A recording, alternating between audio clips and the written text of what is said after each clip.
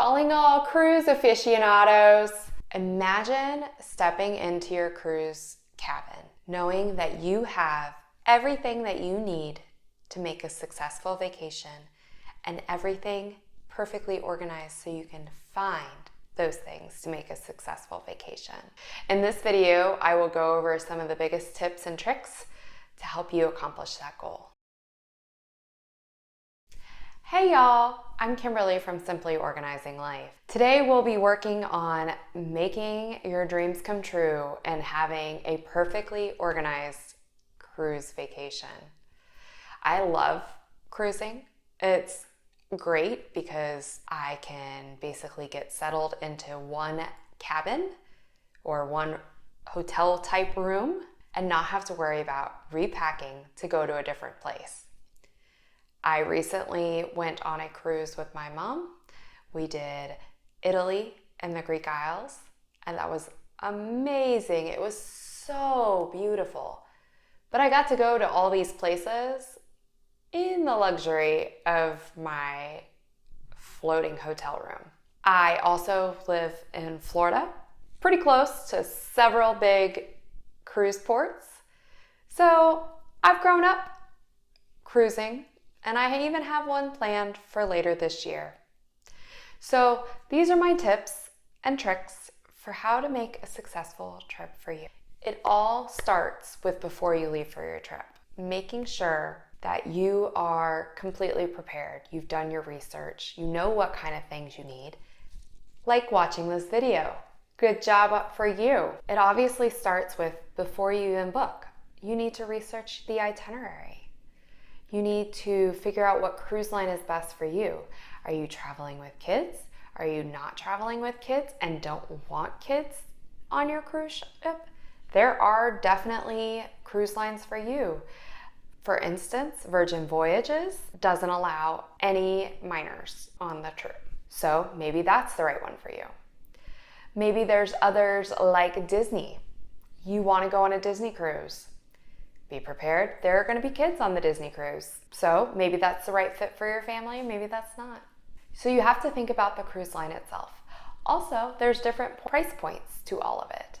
There is, kind of more of the budget-friendly type cruises that still have so many amenities and are super fun, all the way up to like the tippy-top tiers of the most luxurious cruise lines. So you got to figure out where you are with your budget as well. Then you also have to think about where you want to go. Common places to go are places like the Bahamas, the Caribbean, Alaska, like I did the Mediterranean.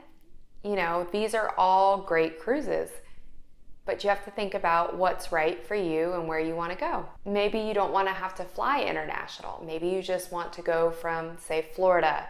You could even go to New England or something along those lines and get to different places. So it's a lot of fun trying to figure out what you want to do. You also want to make sure that you have a passport. Most of these places require you to have a passport. Sometimes you can get away with just using a birth certificate if you're a US citizen, but probably to be on the safe side, I do recommend having a passport. You need to come up with a packing list of things that you like to do. If you need help with some of these things, I will put a link in the description of a ultimate cruise planner that I have created that includes packing lists.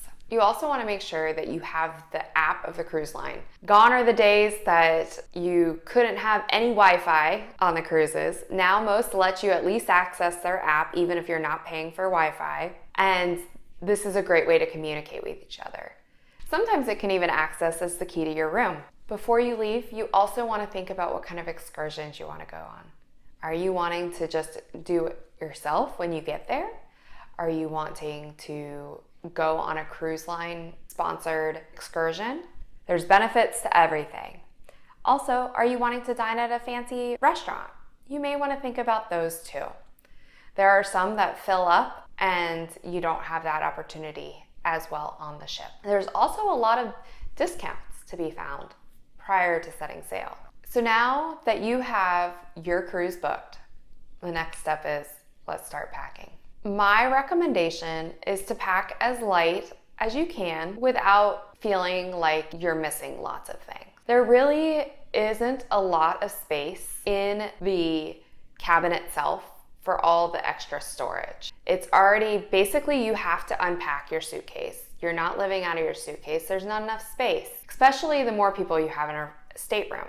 You may need to get together with whoever you're rooming with and figure out how you're going to divide the area. Think about, can you bring one of something as opposed to two? Everybody bring their own. And to efficiently unpack and repack on the day of debarkation, you may want to consider doing a packing cube. I will also link a video below talking about how to pack in packing cubes. Once you get into your cabin, you're going to appreciate that it's probably smaller than what you're expecting, unless you are a huge cruise buff and know all these things and have been on several cruises. The goal is to pack just enough stuff, as I said, but not feel like you are underpacking. There's usually some drawers, like in a desk. Sometimes there's like a dresser type thing. There's usually some small area of hanging space, and then your bathroom can definitely vary.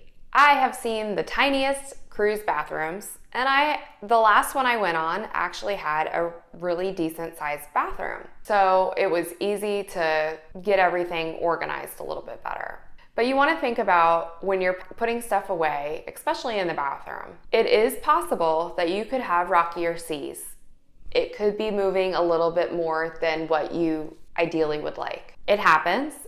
They try to avoid it, but sometimes it's unavoidable. So make sure that you're not packing a lot of glass stuff that's easily broken in some place that could easily fall. You don't want to put it on the tippy edge, even if in the perfect world at home where the world is typically not excessively moving unless you live in an earthquake prone area, and put it on the edge just because you're quickly putting it away. You don't want to do that. You want to make sure it's far enough back that if there's a little bit of motion of the ship, it's fine. And as I said, there's not a whole bunch of space. So there are some things that you can consider that will help. There are over-the-door shoe organizers that you can actually put toiletries and stuff in if you have a big family that's going, or more than two people in a stateroom.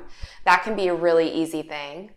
Because the walls are typically magnetic, and so magnets stick to them, it's nice to bring magnetic hooks, and then you can just hook your backpack or your crossbody or your jacket or anything like that on and get it off the floor. In my last cruise, I printed out the cruise excursions that we were doing each day and the details associated with it, and I put them all on the wall with magnets, so that way I could have it all set to go. And then as the day passed, I just threw it away, and made more space that way. But in the meantime, it was all on the wall. We could view it, we could look at it. It wasn't taking up space. There wasn't a question of, do you have it or do you have it? We knew exactly where the information was. Likewise, you want to think vertically. The things that you can put on the wall, put it on the wall. For instance, a hanging toiletry bag, that can free up a lot of space in an already small stateroom bathroom. When you are getting on the ship the first day, embarkation day, I strongly recommend that you check your bag and have them put it on the cruise ship for you. But you want to bring basically a day bag to get on the ship. You want to have sunscreen, your bathing suit, any changes of clothes that you might need for dinner just in case you don't have your clothes by then, a book to read, whatever you plan on doing to entertain yourself by the pool if that's where you're going. And also probably an appetite, because they have a great buffet usually that's available as soon as you get on the ship. So I usually recommend creating this bag. And also you may want to check and see what the alcohol allowances of your cruise line are if you are interested in bringing alcohol. You can also check for soda. Sometimes you can bring soda on depending on the cruise line. And that is something you'll also have to carry on. One of the cruises I went on, we brought a 12-pack of soda and a bottle of wine each, basically. That way we had plenty of stuff to drink as well as, some alcohol that we brought with us. Those are all things you'll have to carry on. Usually your stateroom is ready right away, so you can go ahead, put it in, there so you're not carrying it around after you eat or before you eat, and you can have a nice day of it. Then you can use whatever bag you use for this as your cruise day bag. So if you are having a day at sea and you're planning to go hang out by the pool, you already have a pool bag ready. I do have in the Ultimate Cruise Planner a list of things to bring on the ship that first day, including things like your passport, your ID, your credit cards, those type things that you might need at check-in. Before you got on the ship, hopefully one of the things you did, as per my recommendation, is download the Cruise Lines app. This will allow you to be able to see the itineraries. The day at sea or the daily itineraries that are printed are less common to be handed out regularly. It used to be that was the only way you knew what was going on, but now with smartphones being everywhere, now they put it on there. You can easily mark the things that you want to do and put it in your agenda, and usually they have a couple of days worth that you can kind of look at and have an idea of what's going on.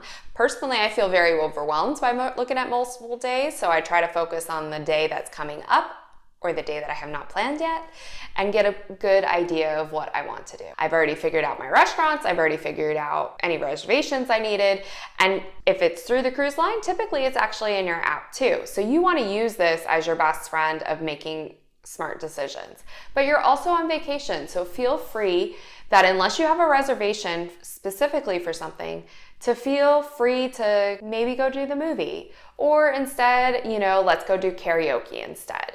It's up to you. It's your vacation. You can be as fluid and flexible as you want, or you can be as regimented as you want. But I do recommend enjoying your cruise. Cruising is super fun.